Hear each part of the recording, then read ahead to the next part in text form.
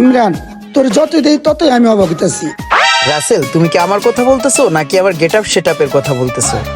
সরাসরি তো আর পোশাক আশাকের কথা বলা যেতেছে না, আমি তোমার গেটআপের কথাই বলতেছি। আচ্ছা, তোমাকে কি বলবো, এই যে আমার হাতে ঘড়িটা দেখতেছো না, এটা হচ্ছে তোমার রোলস রয়েজের, ঠিক আছে? এই যে জুতাটা দেখছো, এটা কিন্তু একদম ইন্দোনেশিয়ান, ঠিক আছে?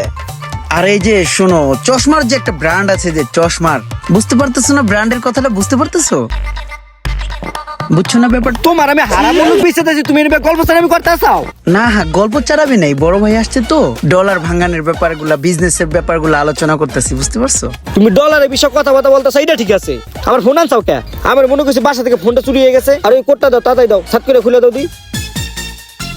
আমি এই মামু তোর খরচ করি গা, উনি আবার আমারটা আমাকে সব মারিতে হয়। ইয়ারফোন আর সানগ্লাসটা কি তোমার? হ্যাঁ, এই দুটাই আমার, এই দুটাই অবশিষ্ট আছে।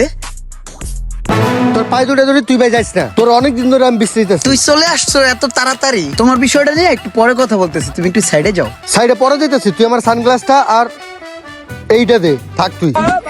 গড়ি লয়ে যা, জ্যাকেট লয়ে যা, পেন লয়ে যা।